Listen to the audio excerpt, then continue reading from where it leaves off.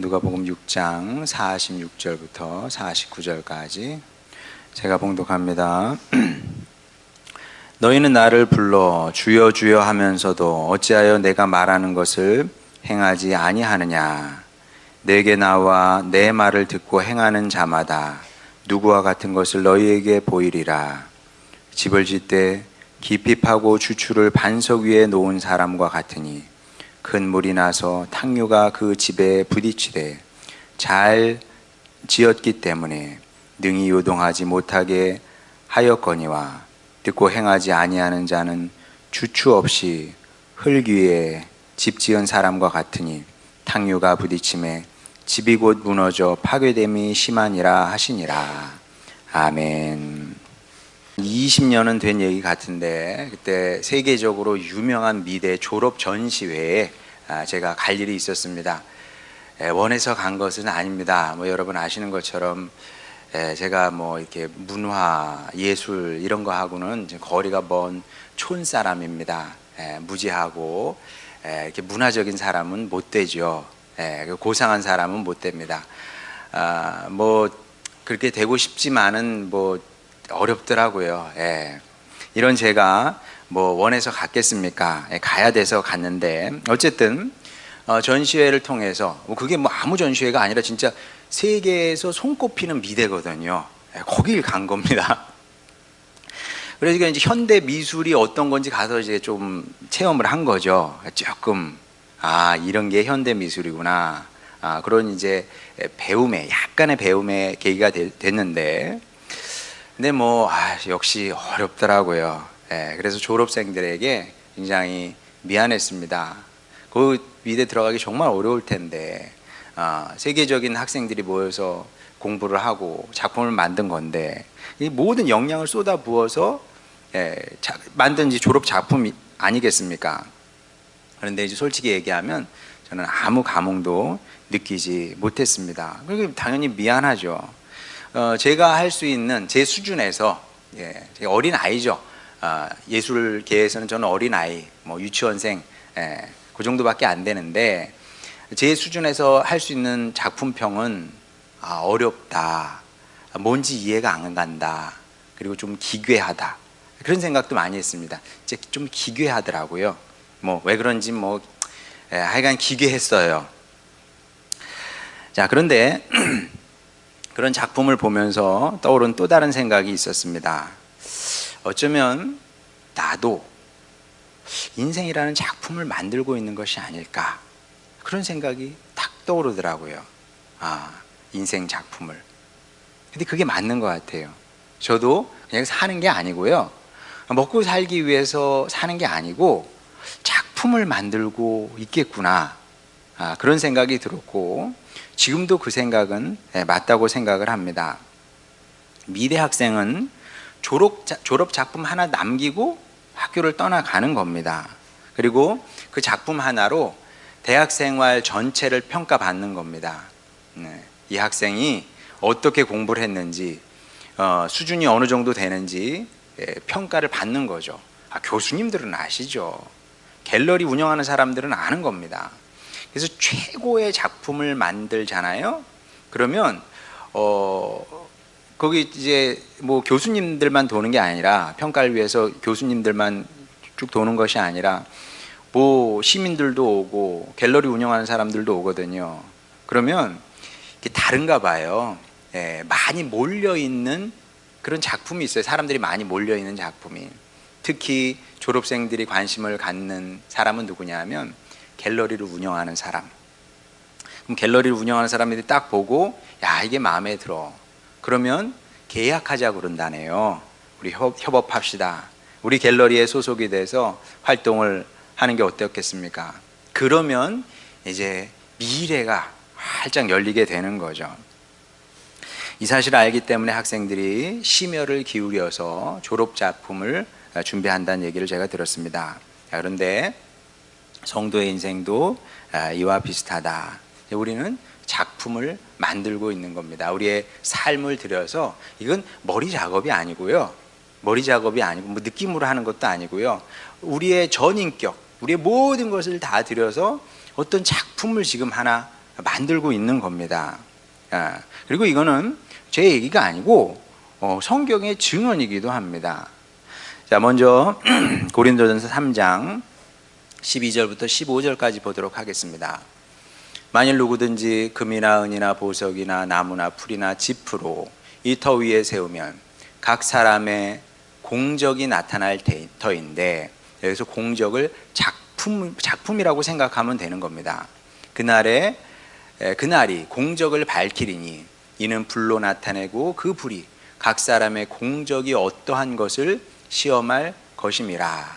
만일 누구든지 그 위에 세운 공적이 그대로 있으면 상을 받고 누구든지 그 공적이 불타면 해를 받으리니 그러나 자신은 구원을 받되 불 가운데서 받은 것 같으리라. 자, 뭐 얘기하면 긴데 하여간 분명한 것은 무엇이냐면 누구나 지금 작품을 만들고 있다는 거거든요. 구체적으로 이 작품이 뭔지는 잘 몰라. 근데 이거는 나만의 작품일 겁니다. 세상에 똑같은 작품은 없어요. 그리고 실제로 성경을 봐도 아브라함은 아브라함의 인생 작품을 만든 거예요. 요셉은 요셉의 작품, 모세는 모세의 작품을, 다윗은 다윗의 작품을 만든 겁니다. 다 하나님의 사람이잖아요. 그런 공통점을 갖고 있습니다만은 만든 작품은 너무나 다른 겁니다. 그래서 제 확신은 그겁니다. 우리가 누굴 따라할 필요는 없다. 본받을 필요는 있어요. 저런 건 참 좋다. 그런 건 본받을 필요는 있지만 따라할 필요는 없는 겁니다. 왜냐하면 내가 그 사람이 아니야.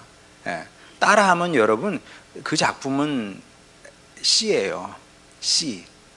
외국 교수님들이 제일 싫어하는 게 뭔지 아십니까? 베끼는 거예요. 베끼는 거는 집어 던집니다. 뭐 글이건 무슨 그 미술이건 음악이건 이건 쓰레기야. 왜 쓰레기를 만들어서 나한테 가져왔냐? 내가 쓰레기가 없어서 성질 나쁜 교수님은 그렇게 얘기를 합니다.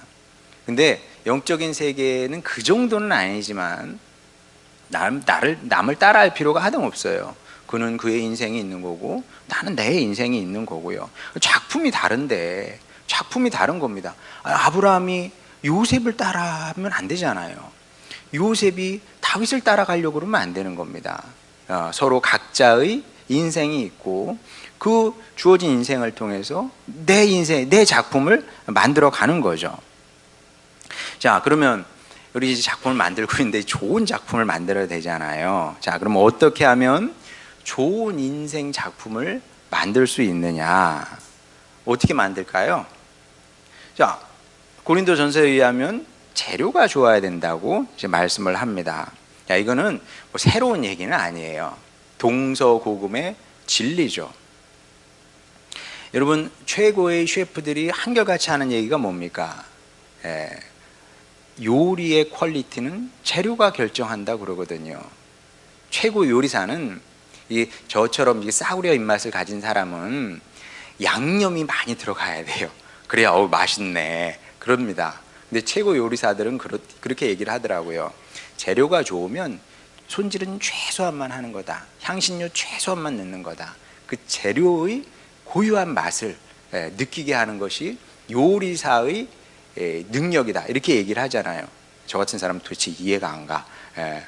재료의 맛으로 먹을 수 있는 건 제가 볼 때 과일밖에 없거든요. 아니, 채소를 거기다 양념을, 근데 그게 아니래요. 그 음식 고유의 좋은 재료, 그러면 그것만 잘 이렇게 다듬어서 내놔도 좋은 요리가 된다는 것이 전문가들의 얘기입니다. 그럼 전문가가 그렇게 얘기하면 맞는 거겠죠. 어쨌든 최고의 요리를 만들려면 재료가 좋아야 되는 거는 그건 뭐 분명한 사실이죠. 건축물도 마찬가지입니다. 좋은 자재로 지어야 돼요. 이 우리 건물 보세요. 이 건물은 크게 뭐 이렇게 기대를 안 하고 지은 건물 같잖아요. 왜냐하면 그냥 상업 건물이니까 그냥 공간만 만들면 돼. 근데 여러분 진짜 좋은 건물 한번 가보세요. 그러면 자재가 다릅니다. 좋은 자재를 썼기 때문에 들어가서 보면 야 진짜 다르다, 훌륭하다, 이런 감탄이 나오기도 하고 그러는 거 아니겠습니까?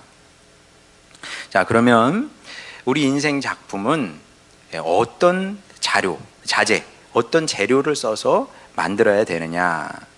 자, 이 말씀에 의하면 주님께서 마지막 날에 우리 작품을 불로 시험한다고 그럽니다. 불이 확 임한대요. 당연히 비유적인 표현입니다. 진짜 불이 임하는 게 아니고요, 비유인데 어찌됐든 간에 불에 타지 않는 재료가 있다는 거 아니겠습니까? 불연성 재료가 있대요. 영적으로 보면 불연성 재료라는 거죠. 자, 그럼 그게 도대체 뭐냐? 우리 인생 작품을 만들 때 불에 타는 재료를 쓰면 안 돼. 영원히 남는 재료가 있는데 그 재료를 써야 된답니다. 자, 그럼 그 재료가 뭐냐? 고린도전서를 읽다 보면 거기에 대한 답이 나오게 됩니다. 그래서 사도 바울이 성령의 감동을 받아서 고린도전서를 쓰게 되는데 다 이어지게 쓴 겁니다. 궁금하잖아요. 작품 해를 입으면 안 돼. 그럼 무슨 재료로 우리 작품을 만들어야 됩니까? 그 답이 고린도전서 13장 13절입니다. 그런즉 믿음, 소망, 사랑 이 세 가지는 항상 있을 것인데 그 중에 제일은 사랑이라. 자, 이 세 가지가 우리 인생 작품에서 사용할 수 있고 또 사용해야 하는 최고 자재다. 이렇게 말씀을 하고 있는 겁니다. 그러니까 우리가 일평생을 살아가면서 좋은 작품을 만들고 싶으면 다른 방법이 없어요. 믿음, 소망, 사랑으로, 뭐든 믿음, 소망, 사랑으로 하는 겁니다. 밥을 할 때도 믿음, 소망, 사랑으로 해야 되고요. 청소도 마찬가지고요. 여러분 일터에 가서도 마찬가지고, 공부도 마찬가지고, 뭐 잠을 자도 놀아도 믿음, 소망, 사랑으로 해야 되는 거죠. 훈련이 필요한 겁니다. 그래야 좋은 작품이 나온다. 이 사실 여러분 늘 기억하시길 바랍니다. 작품을 만들어야 되는데 재료가 뭐라고요? 믿음, 소망, 사랑으로 만들어야 되는 겁니다. 자, 그런데 사람들이 이 사실을 알 리가 있나? 성경을 안 읽으니까, 성경을 모르니까 모르는 겁니다. 그러니까 이상한 재료로 자기 인생을 만들어 가는 겁니다. 하나님 밖에 있는 사람은 다 그렇다고 보면 되는 겁니다. 자, 그러면 뭘로 만들까요? 사람들은 뭘로 만드냐 하면 탐욕, 욕망, 시기, 질투, 또 미움, 뭐 이런, 아니면 허영, 뭐 이런 걸 가지고 작품을 만들려고 하는 거예요. 자기 인생 작품을. 근데 정말 신기한 것은 무엇이냐면 그렇게도 뭔가 세워지기는 해요. 예. 뭔가 만들어지기는 합니다. 자, 그런데 딱 보니까 뭔가 좀 허접하거든. 예, 뭔가 좀 허접해. 사람들이 얼마나 똑똑합니까? 아주 명민하거든요, 사람들이. 그래서 자기 작품이 멸시받는 것은 죽기보다도 싫어합니다. 자, 그래서 사람들이 하는 것이 무엇이냐면 아무도 내 작품을 깔보지 못하도록, 저평가하지 못하도록 뭔가 작업을 하게 되는데, 그게 뭐냐면 내가 할 수 있는 모든 것을 동원해서 장식을 하는 겁니다.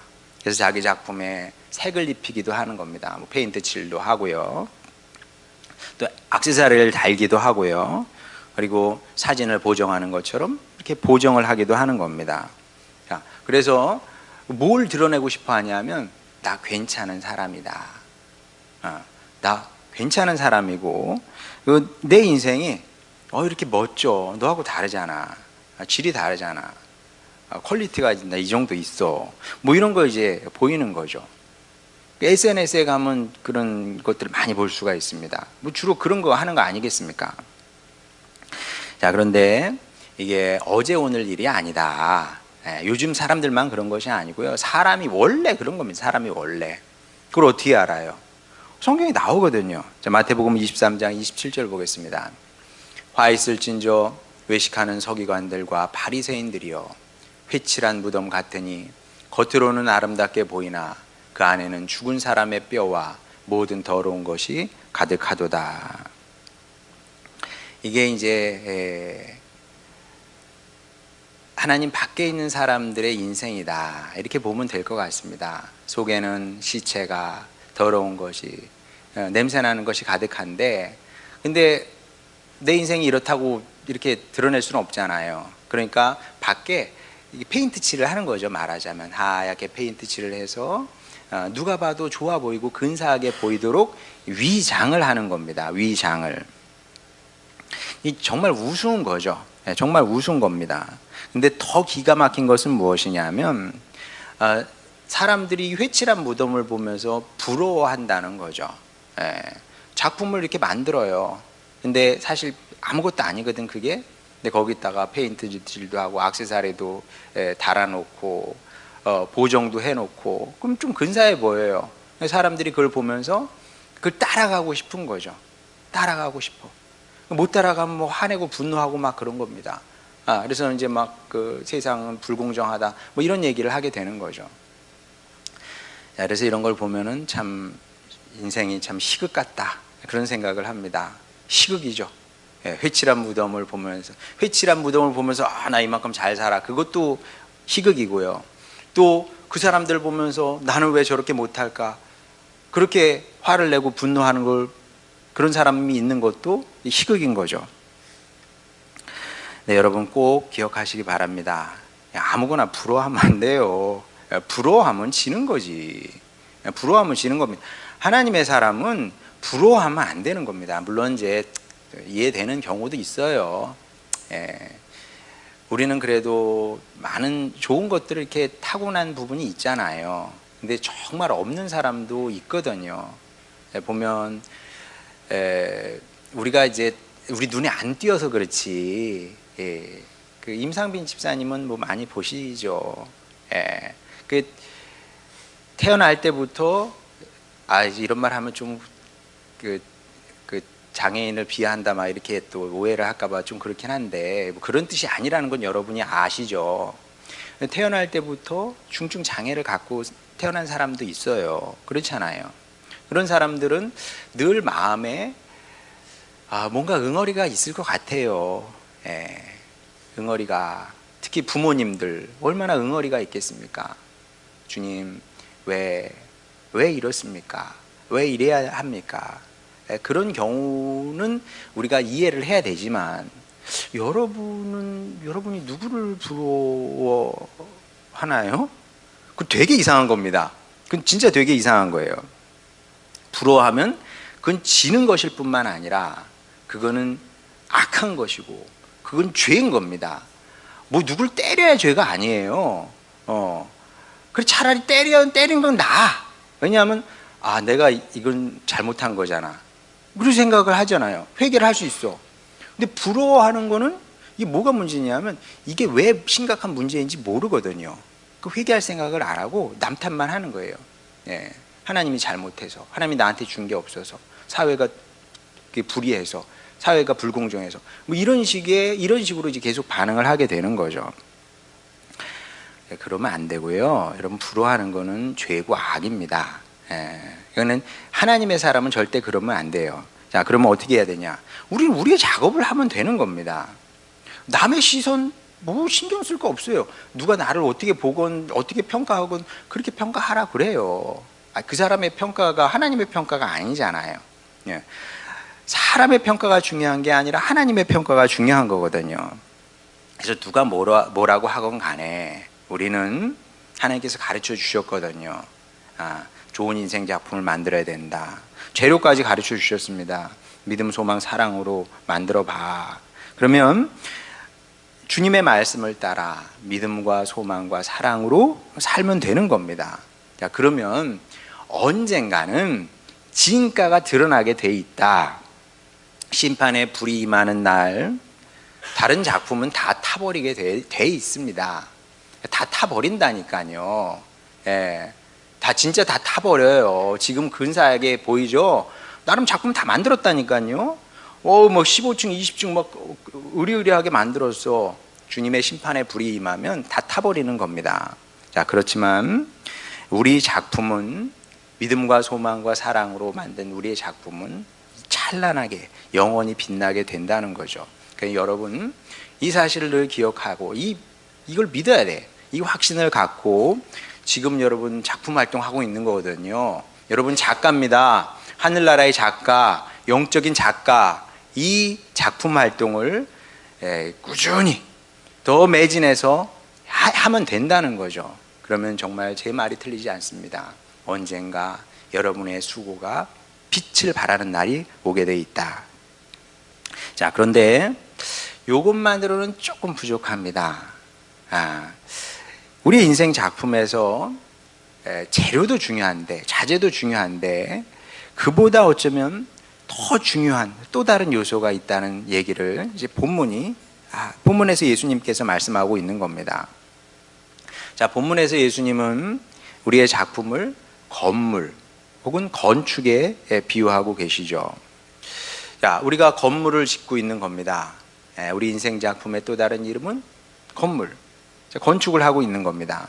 자, 그러면 건축을 할 때 가장 중요한 것이 무엇이냐? 예수님께서 말씀을 하시는 거죠. 가장 중요한 것은 터가 제일 중요한 겁니다. 건축 기술도 중요하죠. 기술이 없으면 건물을 못 지니까. 자재 정말 중요한 겁니다. 싸구려 자재도 있고요, 좋은 자재도 있고, 자재 정말 중요하죠. 하지만 그것보다 중요한 것이 건물의 기초 아니겠습니까? 뭐 당연한 이치죠. 최고의 건축 기술, 그리고 가장 값비싸고 좋은 건축 자재를 쓰기는 했는데, 강이나 바닷가, 모래 위에 건물을 지었다고 여러분 한번 상상해 보시기 바랍니다. 와, 뭐 뷰는 기가 막히겠죠. 바다가 탁 보이고 강이 쫙 펼쳐져 있고 멋있긴 할 겁니다만은, 근데 그 아름다운 건물이 얼마나 견뎌낼 수 있겠습니까? 바람이 한번 불고요, 비 한번, 장마철 한번 지나고 나면 무너지지 않겠습니까? 자, 이게 상식인 겁니다. 자, 그래서 우리는 이제 질문을 해야 되는 거죠. 어떤 터에 나의 인생 작품을 세울 것인가? 영원한 터 위에 세워야 우리의 작품도 영원하게 되는 거거든요. 자, 그러면 무엇이 영원한 터냐? 자, 이 중차대한 질문에 대한 답이 바로 46절, 47절 말씀입니다. 너희는 나를 불러 주여 주여 하면서도 어찌하여 내가 말하는 것을 행하지 아니하느냐? 내게 나와 내 말을 듣고 행하는 자마다 누구와 같은 것을 너희에게 보이리라. 뭐겠어요? 우리의 인생 작품을 세워야 될 터는 주님 말씀에 대한 순종입니다. 순종이 신앙의 기초이자 기본인 겁니다. 이게 어쩌면 가장 중요한 것인지도 몰라요. 자, 왜 그런지 여러분 아브라함을 한번 떠올려 보시기 바랍니다. 아브라함을 떠올려 보면 정말 순종이 이렇게 중요하구나라는 사실을 금방 알게 됩니다.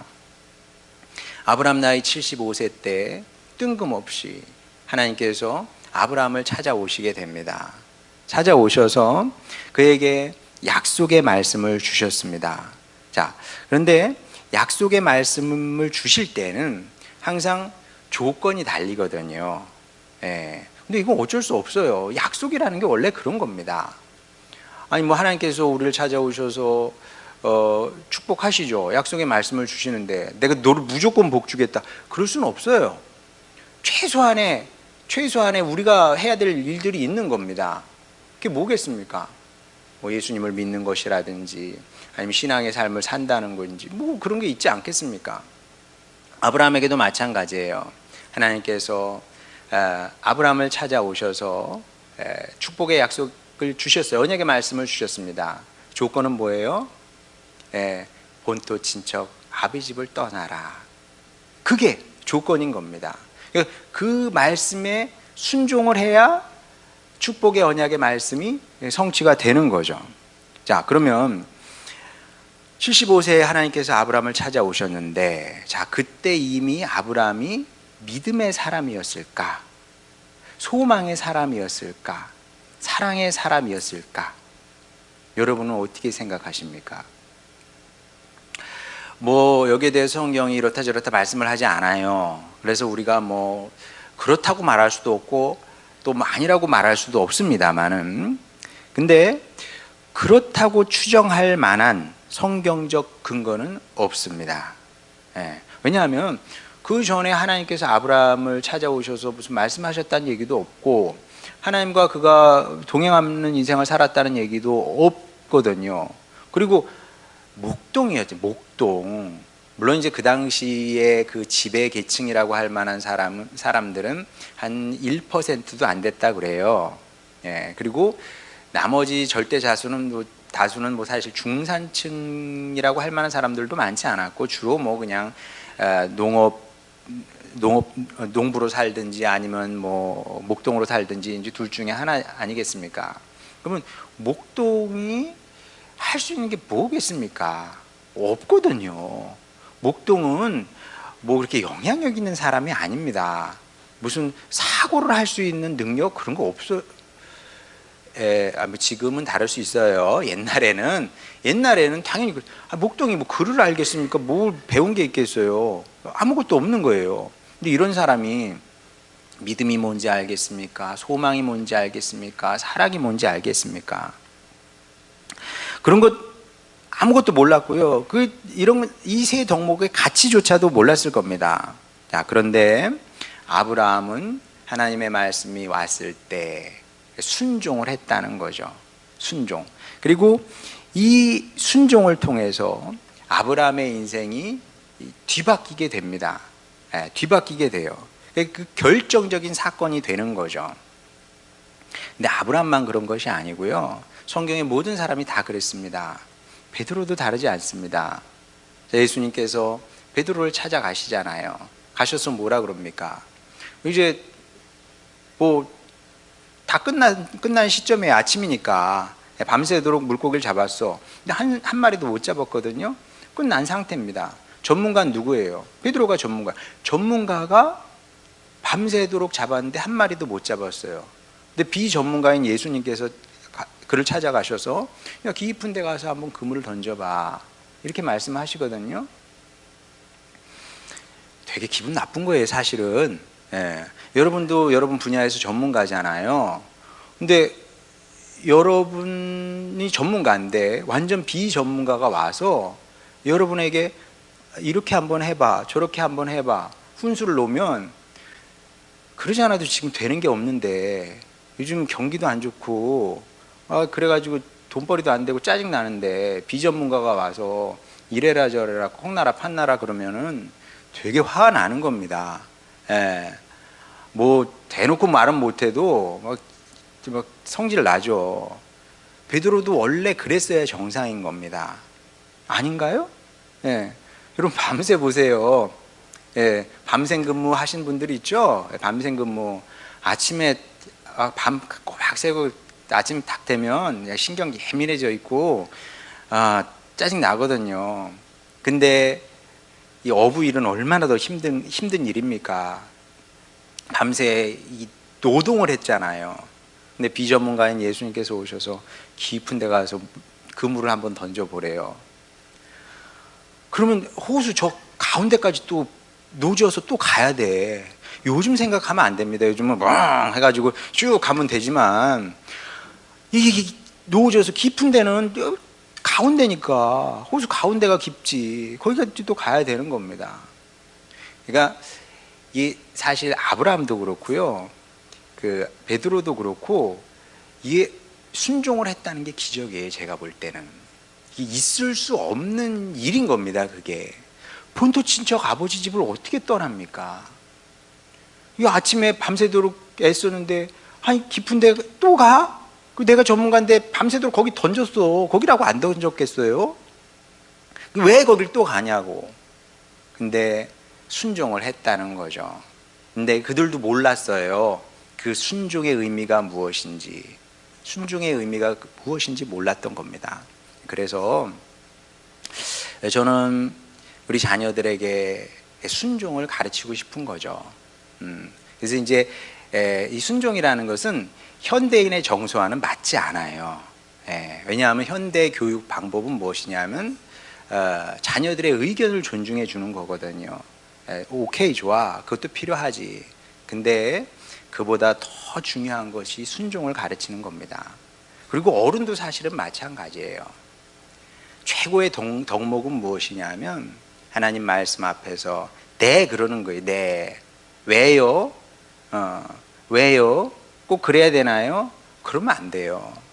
최고의 덕목은, 가장 기본적인 덕목은 네, 그리고 몸을 쓰는 거예요. 몸을 움직여서 그렇게 하는 겁니다. 아브라함이 그랬고 베드로가 그랬거든요.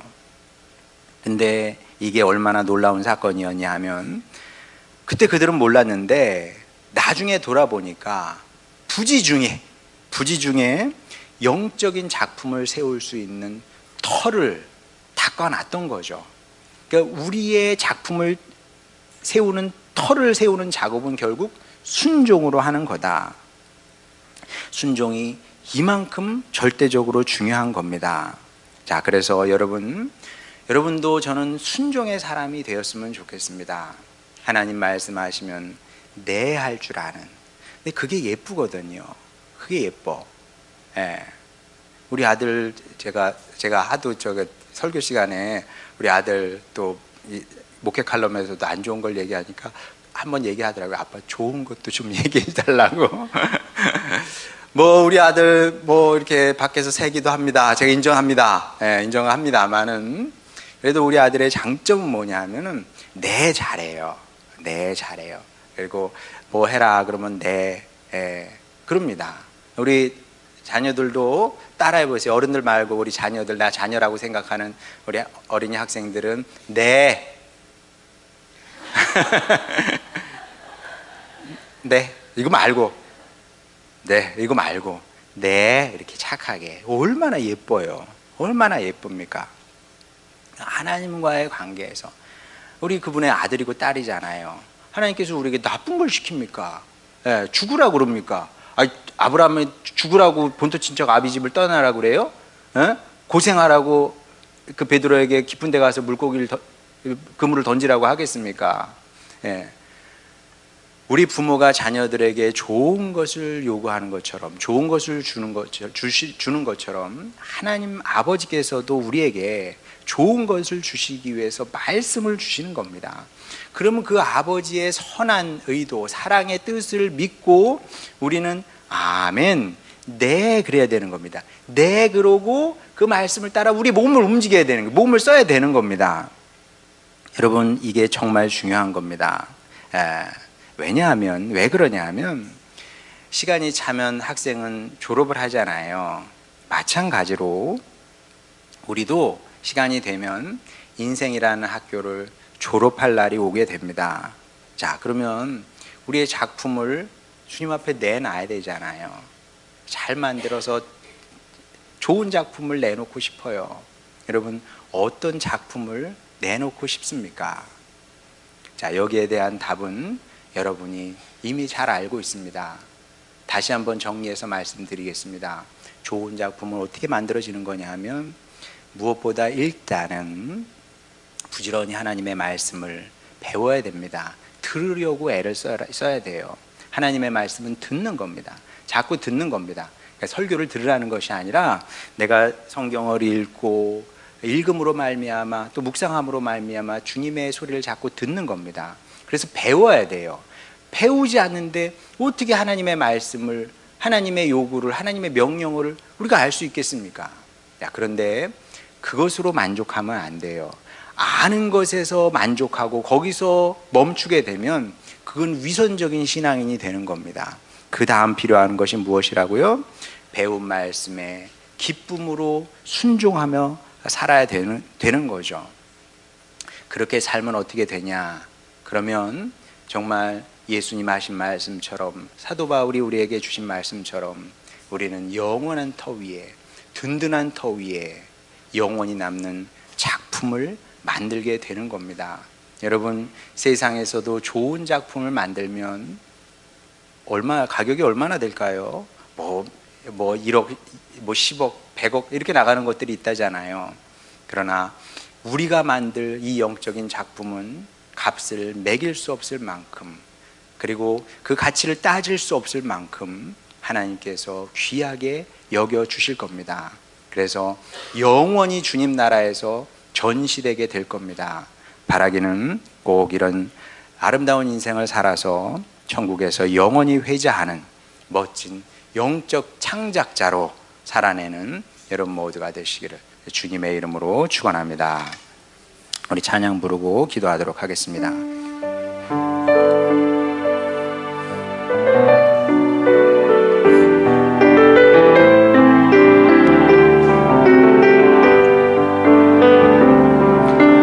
당신은 영광의 왕, 당신은 평강의 왕, 당신은 하늘과 땅의 주, 당신은 정의의 아들, 천사가 무릎 꿇고 예배하고 찬송하네. 영원한 생명 말씀, 당신은 예수 그리스도 주. 호산나 다윗의 자손에, 호산나 물러왕 중의 왕, 높은 하늘의 영광이 예수 주 메시아네. 당신은 영광의 왕, 당신은 평강의 왕, 당신은 하늘과 땅의 주, 당신은 정의의 아들, 천사가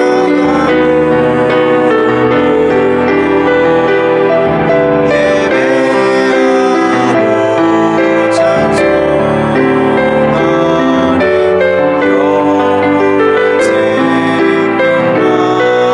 말씀, 당신은 예수 그리스도 주. 호산나 다윗의 자손에, 호산나 물러왕 중의 왕, 높은 하늘의 영광이 예수 주 메시아네.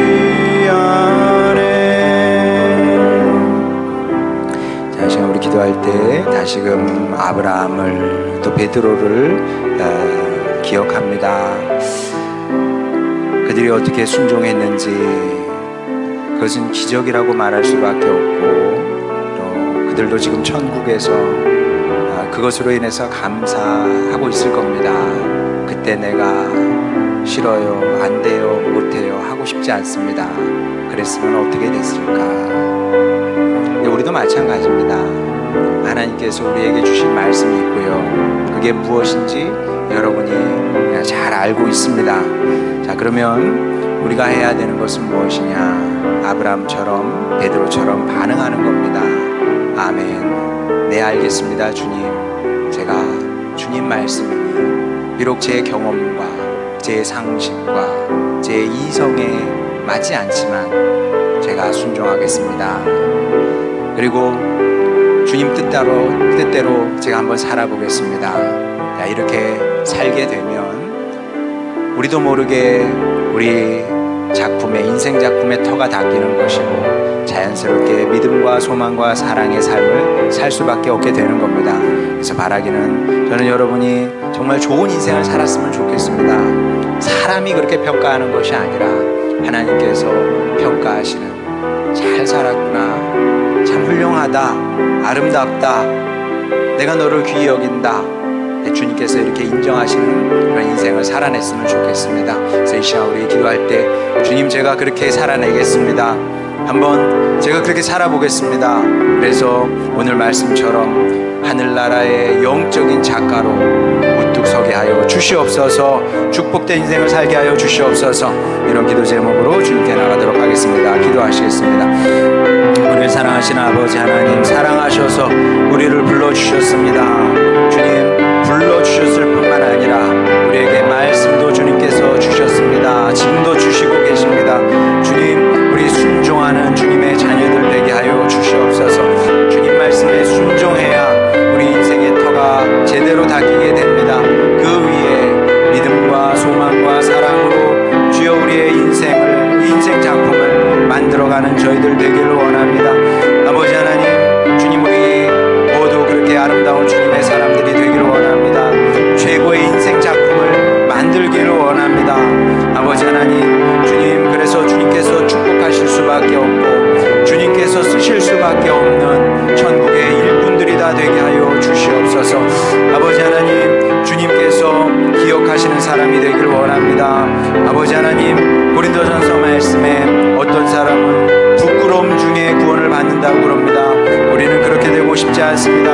영광 중에 구원받는 저희들이 되게 하여 주시옵시고, 아버지 하나님께서 그렇게 인정하시고 높이 평가하시는 성도의 삶을 살기를 원합니다.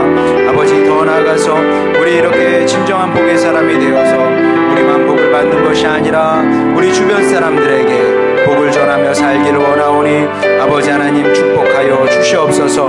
한 영혼도 이 축복의 길에서 나고하지 않게 하여 주시고 끝까지 완주함으로 주님 나라에서 아버지 하나님 칭찬받고 인정받는 저희 모두가 되게 하여 주시옵소서.